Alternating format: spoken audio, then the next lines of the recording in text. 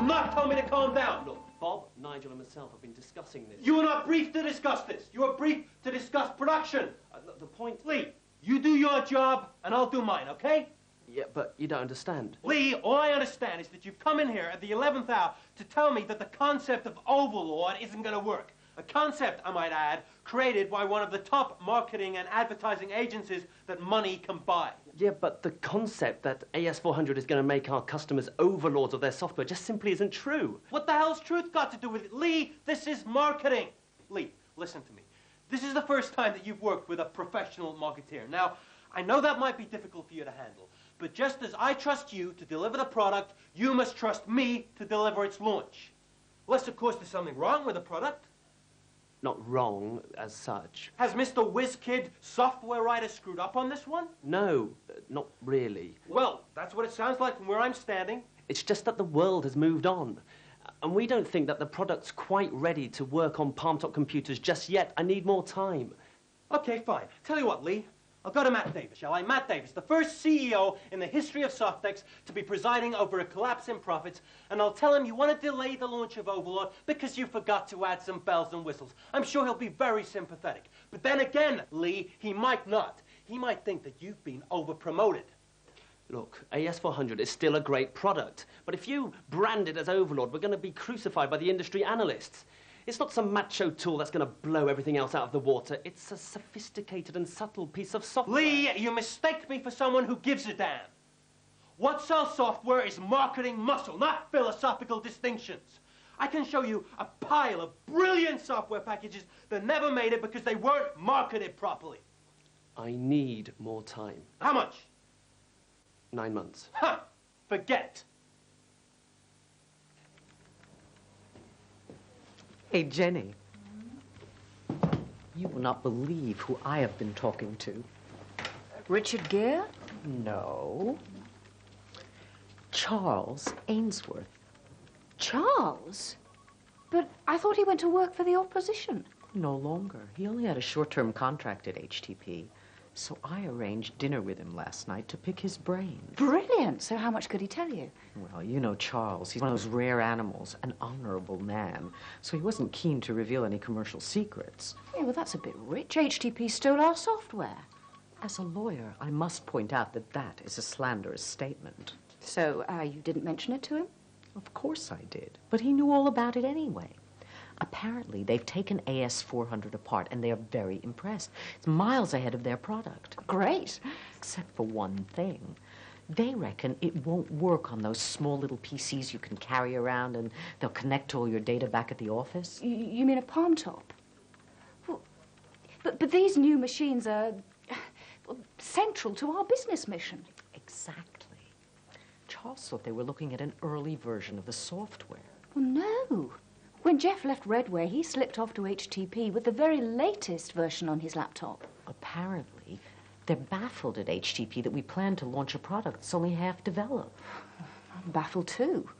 In fact, Charles told me at HTP they're approaching the whole problem from the other end. Well, what do you mean? I'm only a lawyer, but as far as I understand it, project management software like AS400 can only work properly on palm-top computers when the software can talk to a wide range of different operating systems. Sounds obvious, but apparently it gives the boffins enormous headaches. I see. Anyhow, HTP have spent all their time cracking that side of the problem. Their software talks to everyone else's. Oh, great. So they're going to have the real edge over us in the marketplace. On the compatibility side, yes. But apparently they haven't done a thing about refining their own basic software at all. So we've each got two halves of a good product. I never want to do that again. What's the problem? These customer focus groups to research Overlord. I didn't know people could be so rude. If you ask a customer what they think of a product, you shouldn't be too surprised if they express an opinion. Yes, but Rebecca, you should hear some of the responses. Not very flattering. You'd think we were trying to sell them the plague. It can't be that bad, surely. The market research people say they've never come across such negative feedback. What does Harry say? Well, he seems to think it's my fault. I'm not presenting the software in the right way. Well, that's not fair. But what can I do? I'm supposed to be part of his Tiger team. If I don't do well, he's threatened to demote me. Has he now? I think Mike might have an opinion on that. Harry, let's face it. We have a major problem here. Susan, you were charged with finding out what the competition is up to. And you have found some gossip from one company. From the horse's mouth of our main competitor. Will you let me finish here, please? I am running this project, and I will make the decisions based on the available information. You don't believe it? It could be disinformation. It is quite common under these circumstances for a competitor to spread false rumors about what their product can or can't do. This Charles Ainsworth, I believe he was fired by John Wood. Why should he help us? Charles is an honorable man. Susan, when the stakes are this high, there are no honorable men, just winners and losers. I think I know which category your friend Charles falls into. Look, Susan, I'm grateful for what you are doing, but you do not win races by looking over your shoulder the whole time. You must let me decide what a strategy is going to be. Look, Harry's right. Let's just concentrate on making sure that our own launch is a success. Talking of which, I'd better go and check that Jackie's got the invitations out. See you later.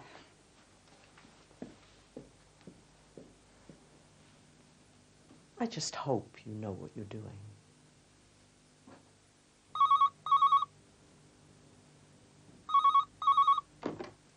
Yes. Brad, what's up? Yeah, I already heard. That Brenda girl's been bleeding about it. Look, Brad, don't worry about the research. We are going with the Overlord concept as planned. If it bombs, it bombs. Brad, it will not be the end of the company, just the end of the careers of all those who failed to develop a decent product in the first place. I'm the new boy. When the dust settles, I will be the innocent party, and in prime position for the new MD's job. Jo-Ellen Grzib runs a training company called the Impact Factory in North London. In today's workshop, volunteers have come along to learn about the delicate art of dealing with difficult people. Jo-Ellen runs the session with two associate trainers, Hannah Jones and Terry Holmes. Anyone who plays on your weakness and gets you to do things through bullying, through making you feel bad, through manipulation, is sensing, they're very good at usually sensing your anxieties, your level of insecurity, and it does cover up theirs. Everything would be fine, my job would be great, my relationship would be great, everything would be easy if someone else would change. That isn't going to happen. It might happen. So what we'll be looking at all day is where you're in charge of the transaction, where you're in charge of what's happening, and that by changing what you do, you will be able to change what happens in any kind of communication difficulty that you have. Unpredictability seems to be one. Very aggressive behavior. Not listening is probably, you could probably say that's one of the most important facts of defining a difficult person, is the fact that you're not being listened to. Someone who's very, very opinionated. Someone who always thinks they're right. What I'd like you to do is think of a difficult person that you know. Somebody that you're working with presently, or somebody that you've worked with in the past. Okay? Can everybody think of one? Good. This exercise is about projection. Sometimes qualities we find most difficult in others may be qualities that are dangerously close to home. What I'd like you to do is pick out 3 qualities that you've listed about this person that you find difficult. Just looking at those qualities, see if you can see in your life and in who you are those qualities. Well, one of the things I've said that he's rude. He's rude in the meeting that we have, and I'm never rude in the meetings I have, but I can be bloody rude in my personal life and especially with my family and close friends.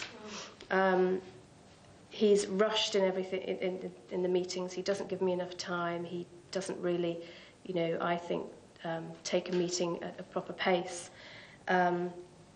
Again, everything I do in my whole life is rushed and stressful. I feel like my whole life I run around like a headless chicken. And the third one is that he's not responsive. He's very sure of himself, of his own opinion, and nobody's going to change his mind.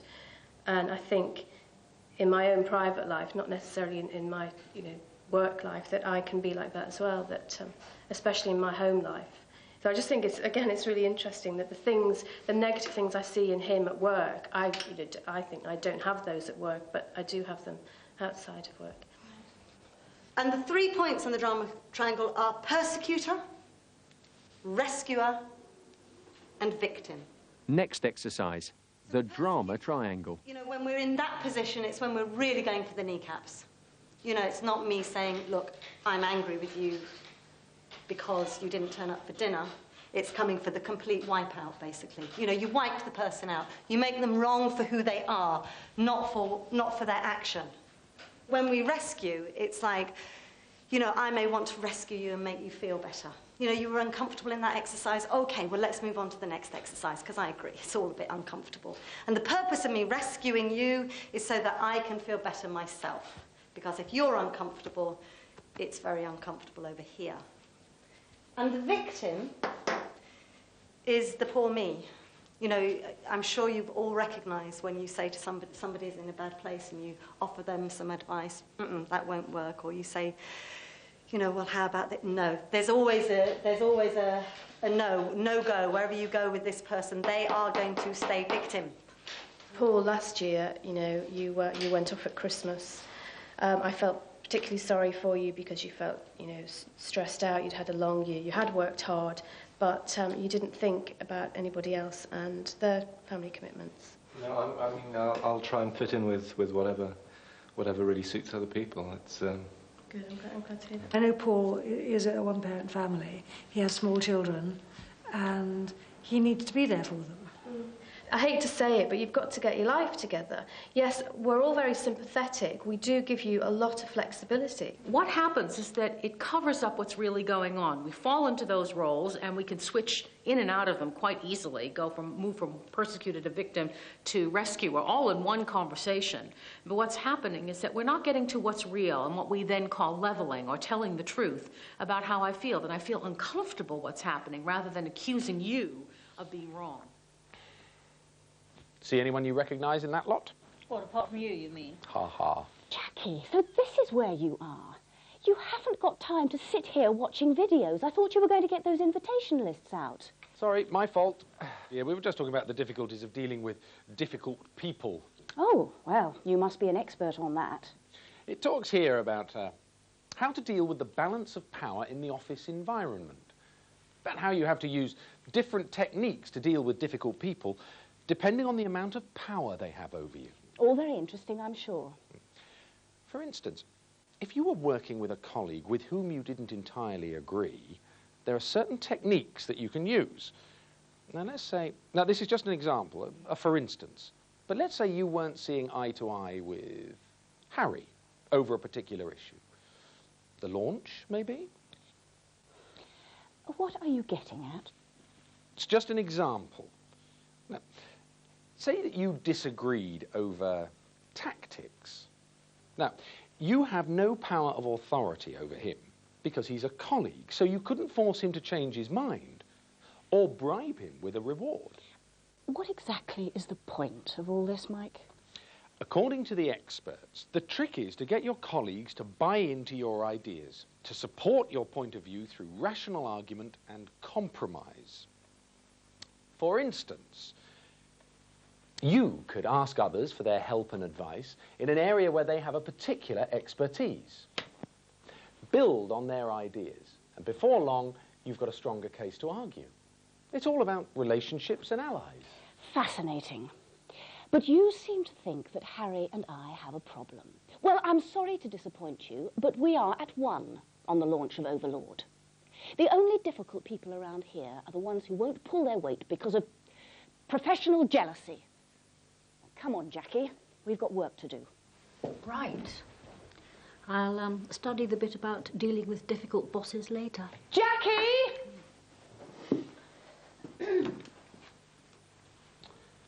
Disagreement and agreement is a very fascinating thing. What happens when we start disagreeing is that we get very entrenched in our position. We need the other person to be wrong and us to be right, so we need to have a win-lose situation. We need to, almost in a way, have the other person not only agree with us, but then kind of apologize for being so terrible. And so what happens? None of that's going to happen when you're disagreeing, because all you're in is a fight. How can I possibly enjoy a job when people treat me like a congenital idiot? Kathy, but it's not part of their job to keep telling you that you're wonderful, you're marvellous. You know, that I'm your boss, that feedback comes from me. You do them a service and they, you know, they have particular demands, they have particular stresses as well. Yeah. They're not there to tell you all the time that you're doing a fantastic job. It's not part of their job. Literally just want you to agree, not from a victim place, just, yeah, you're right. Yeah, you're right. Not from a victim place. From as strong as you were disagreeing, I want you to agree. From as strong as you were feeling, I'm fed up. Yeah, I agree, absolutely, that's correct. Yeah, that's so right. It's not their job to say that to me. You're absolutely right. It's not their job to say nice things to me. Okay, now what happens to you? I'm stuck. Yeah, you're stuck. If you understand more of what the other person is trying to do in the power game, you're more in control of it. You can just sit back and say, look at that. Their ego is showing, or look at that. You know, they're really trying to have one up on me, and I don't have to play their game. I think that you have to be very realistic that there are people who, because of their personalities, are going to be difficult, no matter how diplomatic you are, no matter how many techniques you have, that it actually is looking at the most diplomatic way for both of you to get what you want. And if that requires flattery, or if that requires agreement, or if that requires you going out of your way to be nice to someone, there's nothing wrong with that. Harry, glad you could drop by. My pleasure, boss. Harry, I've been thinking about the request you made for the MD's job. Indeed. Well, I have to admit, you did surprise me. I mean, you have only just arrived at Redware. I know it might seem rather assuming on my part, but I think that Redware is reaching a very critical stage. Critical? I don't want to waste your time with gossip, but I have to admit that some of the decisions John Wood has made about the company are surprising. What kind of decisions? Well, promoting Lee Shindo into the job of running both production and software. I thought Lee was a very talented software writer. Oh, I'm sure he is. But isn't it rather dangerous concentrating so much power in one job? I mean, if Lee were to make an error of judgment... John assures me that Lee is proving to be a very effective manager. I'm sure John knows what he's doing. But you don't want another Mexico on your hands. How's the launch going? All under control. The Overlord concept is researching really well. We haven't got all the results in yet, but I won't bore you with the details. Good. I'm glad something's going right around here. I try to bring solutions, not problems. Look, Harry, perhaps you could be considered as a candidate. Yeah? Well, it really is John Wood's decision. But John's not around to judge me. True. But he'll be back next week for the launch. I'll put a word in on your behalf when he returns. Thanks, Matt. Just make sure that Overlord is a success. Believe me, I'll do everything in my power. Morning, Susan. Harry. Our little chat yesterday. I hope you didn't take it the wrong way. What way? Well, I think I might have come across stronger than I meant to. I wasn't criticizing you. I think that you are doing a great job. Considering. Considering what? Considering you've never worked on a strategic launch before. What is that supposed to mean? Just that you are playing in a different ballgame now, Susan. This is not about the small print in some patent agreement. With this launch, we are betting the whole farm. I know that. So, why not let a professional make the decisions? Fine by me, Harry. You just carry on. Good. Good. I am glad we understand each other. Oh, we do, Harry. We do. That's it. The game's up. We're sunk. You couldn't get Harry to delay the launch. He laughed in my face. Look, just how long do we think it would take to sort this bug out? Some bug. We'd need to write conversion protocols for every major operating system in the world. We're talking about at least 12 months. It's all my fault. I should have foreseen the problem. The basic product is excellent. Like, it's far, far better than anything HTP have got. Yeah, but theirs talks to other systems. There's only one thing for it. When John gets back from Mexico, I shall hand him my resignation. You lot don't need to carry the can for me. Rubbish. We're all in this. We all bought into the vision that palm-top computers are the future. It's just that none of us thought to make sure that our biggest new product would be compatible. Yeah. And now Harry's hell-bent on advertising our mistake by launching it like something out of Star Wars. We won't be able to show our faces in the industry again. Juggler. Pardon? If I was launching this product, I'd call it Juggler, because you can juggle all your software on a little machine like this. Harry's concept of overlord is just hopelessly wide of the mark. Juggler. Yeah, Mike, you're right. That's exactly what AS400 is. Yeah, you should be working in sales. Thank you. The only problem is, although it can juggle budgets, diaries, reports, and databases that live on computers in your own organisation, it won't talk to anybody else's. It's useless as soon as it leaves the office environment. Unless... What? I've got a little idea. There's someone I need to talk to.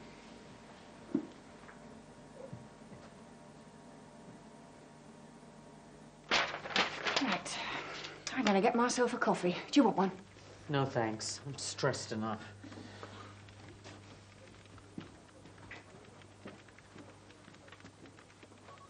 Susan. Great.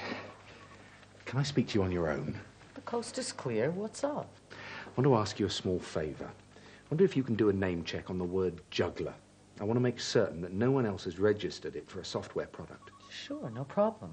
But what do you want to use it for? Keep it under your hat, but I'm thinking about AS400. Are you crazy? Harry's been spending hundreds of thousands on calling it Overlord. May the Force be with you. Still, Juggler's quite a cute name. Certainly suits the product better. You're working on the launch, right? Well, I'm acting as one of Harry's handmaidens, yes.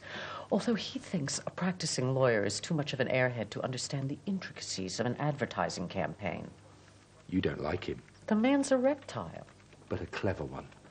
He totally outmaneuvered me on getting his favourite agency to do the launch. You know the next thing? He's threatened to demote Brenda. Brenda? She doesn't even work for him. She works for me. I don't know what his game is, but he's up to no good. Why can't Jenny see that? Basic human psychology. She likes him because you don't. She sees Harry as an ally in the race for the MD's job. There's a lot more at stake here than who gets the MD's job.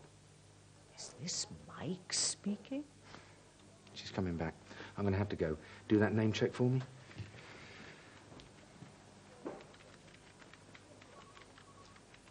What did he want? Just a favor. When has Mike ever done anything to deserve one of those? I think you're being too hard on Mike. What, the way he's treated me in the past? You should be more flexible, Jenny. Start to build a new relationship with Mike. He does have his good points. A male chauvinist, patronizing, pig-headed, vain, arrogant, power-seeking. People can change, you know. Yeah, usually for the worst. What, you prefer to trust Harry? Well, yes, I do. At least Harry is genuinely interested in this company. Mike is just thinking about himself.